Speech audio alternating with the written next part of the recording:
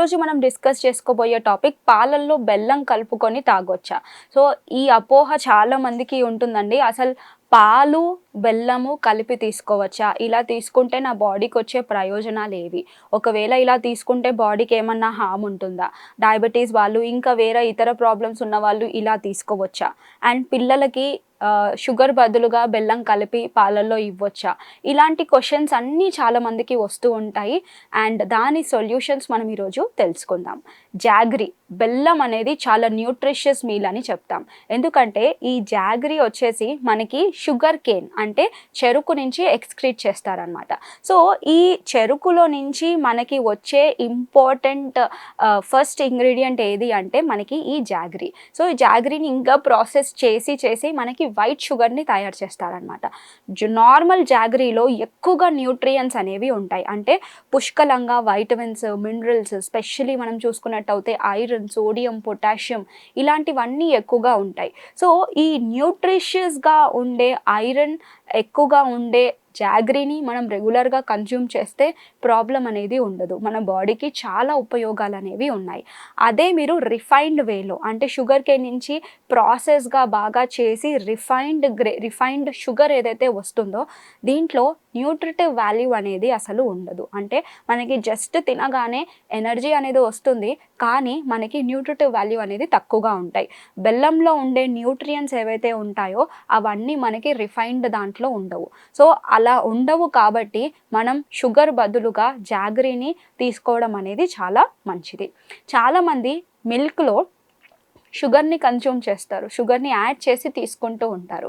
So ఆ sugar ప్లేస్లో మీరు కనుక బెల్లంని యాడ్ చేశారనుకోండి, మీకు ఐరన్ స్థాయిలు ఎక్కువగా పెరిగే అవకాశాలు ఉంటాయి. సో ఈ ఐరన్ డెఫిషియన్సీ వల్ల మనం ఈ మధ్యకాలంలో చూస్తున్నాము ఐరన్ డెఫిషియన్సీ అనీమియా అంటారు. అంటే ఈ ఐరన్ స్థాయిలు తగ్గిపోవడం వల్ల హిమోగ్లోబిన్ కౌంట్ కూడా తగ్గిపోతుంది. ఇలా హిమోగ్లోబిన్ కౌంట్ తగ్గిపోవడం వల్ల చాలామందికి అనీమియా వచ్చేస్తుంది. అది పెద్దవాళ్ళు కానివ్వచ్చు, యంగ్ ఏజ్ ఉన్న ఆడవాళ్ళు కానివ్వచ్చు, లేదంటే చిన్న పిల్లలు కానివ్వచ్చు, ఈ ఐరన్ డెఫిషియన్సీ అనీమియా బారిన పడుతున్నారు.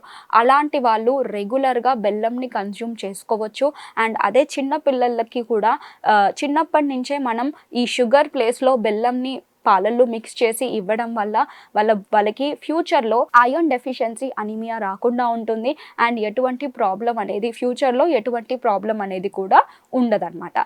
సో అలా మనం ఐరన్ స్థాయిలు అనేది పెంచుకోవడానికి పాలల్లో బెల్లంని కలుపుకొని తీసుకుంటే ఎటువంటి ప్రాబ్లం ఉండదు. అండ్ ఐరన్ మనకి చాలా బెనిఫిట్స్ ఇస్తుందండి. ఈ ఐరన్ అనేది మన బాడీకి కావాలి అంటే కొంతమంది ఈ బెల్లంని వివిధ రకాలలో కూడా యూస్ చేస్తూ ఉంటారు. అండ్ స్పెషల్లీ ఈ వింటర్ సీజన్లో అంటే చలికాలంలో బెల్లంని వివిధ రకాల ఇంగ్రీడియంట్స్ తోటి మిక్స్ చేసి తీసుకుంటూ ఉంటారు. అంటే పాతకాలంలో ట్రెడిషనల్ వేలో మనం చూసుకున్నట్టయితే కూడా మన అమ్మమ్మలు కానీ ఎలా చెప్తారంటే చలికాలంలో మనకి లడ్డూలు చేసి ఇస్తూ ఉంటారు. అంటే పీనట్తో చేసిన లడ్డు కానీ, అంటే పల్లి లడ్డు బెల్లంతో కలిపి పల్లి లడ్డు చేస్తారు, లేదంటే సెసమి నువ్వుల లడ్డు చేస్తూ ఉంటారు. ఈ నువ్వుల లడ్డు, బెల్లం లడ్డు తీసుకోవడం వల్ల బాడీని కొంచెం వామ్గా పెడుతుంది. అంటే చలికాలంలో ఇలాంటి ఆహారాలు తీసుకుంటే బాడీని వామ్గా పెడితే చాలా బాగా బాడీకి సహాయపడుతుంది అన్నమాట. సో అలా మీరు రెగ్యులర్గా ఈ బెల్లంతో చేసిన పీనట్ లడ్డు కానీ, సెసమి లడ్డు కానీ తీసుకోవడం వల్ల మీ బాడీని వార్మ్ చేస్తుంది. అండ్ దీంతోపాటు బాడీకి కావాల్సిన న్యూట్రియన్స్ కూడా అవైలబుల్గా ఇస్తుంది. అండ్ చాలామందికి అసిడిటీ, గ్యాసెస్ ఇష్యూస్ ఎక్కువగా పెరిగిపోతూ ఉంటాయి. అలాంటప్పుడు మీరు ఈ బెల్లం ముక్క లంచ్ తర్వాత, డిన్నర్ తర్వాత ఒక ముక్క తీసుకోవడం వల్ల బాడీలో యాసిడిటీ కానీ, గ్యాసెస్ కానీ, బ్లోటింగ్ కానీ, ఫ్లాట్యులెన్స్ అంటారు, ఇలాంటివన్నీ రాకుండా ఉండడానికి కూడా మనకి ఈ బెల్లం అనేది సహాయపడుతుంది. బెల్లంని మనం నెయ్యితో మిక్స్ చేసి తీసుకోవడం వల్ల ఇయర్ రిలేటెడ్ సమస్యలు ఏవైనా ఉంటే కూడా తగ్గిపోతాయి అన్నమాట. సో బెల్లంని మనం వామ్ మిల్క్లో మిక్స్ చేసుకొని తీసుకోవడం వల్ల కోల్డ్, కఫ్ ఇలాంటి ఉన్నా కానీ కూడా తగ్గిపోతాయి. దీంతోపాటు మనకి రెస్పిరేటరీ హెల్త్ అంటే లంగ్ హెల్త్కి కూడా బెల్లం చాలా సహాయపడుతుంది. అండ్ దీంతోపాటు ఎవరికైతే ఆస్తమా రిలేటెడ్ ఇష్యూస్ ఉన్నాయి అండ్ ఎక్కువగా కఫం ఫార్మేషన్ అవుతుందో అలాంటి వాళ్ళు కూడా బెల్లంని ఒక పీస్ రెగ్యులర్గా కన్జ్యూమ్ చేయడం వల్ల చాలా బెనిఫిట్ అనేది కాస్ట్ చేస్తుంది. వైటమిన్ ఏ స్థాయిలు కూడా ఈ బెల్లంలో ఎక్కువగా ఉంటాయి కాబట్టి మనకి కంటికి సంబంధించిన వ్యాధులు కూడా తగ్గించే అవకాశాలు ఉంటాయి. సో వైటమిన్ ఏ ఎక్కువగా ఉంటుంది కాబట్టి బెల్లంని రెగ్యులర్గా కన్జ్యూమ్ చేసుకోండి.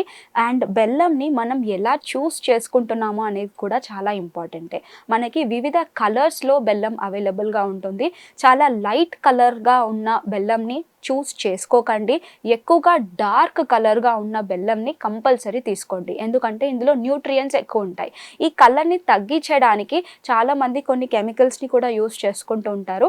అందుకే లైట్ కలర్లో ఉన్న బెల్లం కన్నా ఎప్పుడన్నా మీరు డార్క్ కలర్ ఉన్న బెల్లంని చూస్ చేసుకోవడం మంచిది.